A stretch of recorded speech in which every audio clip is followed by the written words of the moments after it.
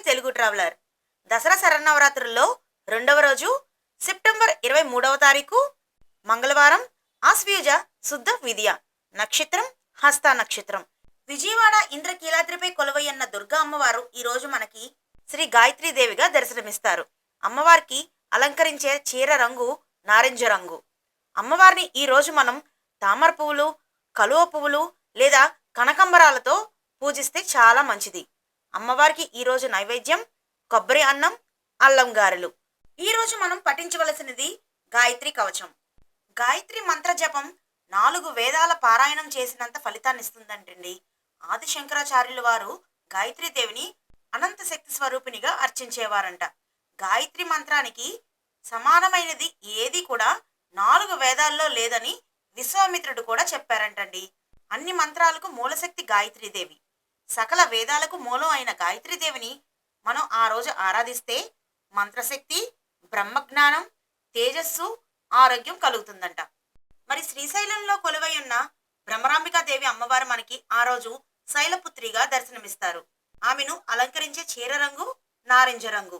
నైవేద్యం కట్టి పొంగలి, శనగలు. ఈ రోజు అమ్మవారిని పూజించడం వలన సంతాన ప్రాప్తి, శత్రుపీడ, కార్యసిద్ధి కలుగుతుంది. ఇప్పుడు అమ్మవారి కథేంటో మనం తెలుసుకుందాం. దక్ష ప్రజాపతి యజ్ఞం చేయాలనుకుని దేవతలందరినీ కూడా ఆహ్వానించాడంటండి.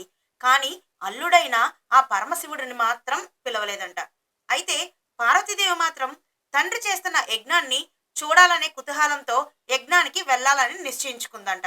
కానీ పిలవని పేరంటకానికి వెళ్ళకూడదని ఆ పరమశివుడు ఒప్పుకోలేదంట. కానీ సతీదేవి పట్టు వేడలేదు. అప్పుడు శివుడు సరేనని వెళ్ళమని చెప్పాడంట. శివుడు ఎంత నచ్చజెప్పినా సతీదేవి వినలేదు. పుట్టింటికి వెళ్ళంగానే తల్లి మాత్రమే ప్రేమగా మాట్లాడి ఆప్యాయతను చూపించిందంటండి. అక్క చెల్లెళ్ళు హేళనగా మాట్లాడారంట. దక్ష ప్రజాపతి సతీదేవి పతిని అవమానించడంతో ఆ అవమానాన్ని తట్టుకోలేక భర్త కాదన్నా వచ్చినందుకు గాను ఆమె ఆత్మాహుతి చేసుకుంది. అప్పుడు దేవతలందరూ ఆ పరమశివుడి దగ్గరికి వెళ్ళి సతీదేవి యొక్క ఆత్మాహుతి గురించి చెప్పడం జరిగింది. అప్పుడు శంకరుడు కోపంతో రగిలిపోయి ఆ యజ్ఞాన్ని నాశనం చేశాడు. ఆ సతీదేవి అమ్మవారే మరో జన్మలో పర్వతరాజు అయిన హిమవంతుని కుమార్తెగా శైలపుత్రిగా జన్మించింది. వీడియోని లైక్ చేయండి, మీకు తెలిసిన వాళ్ళందరికీ షేర్ చేయండి.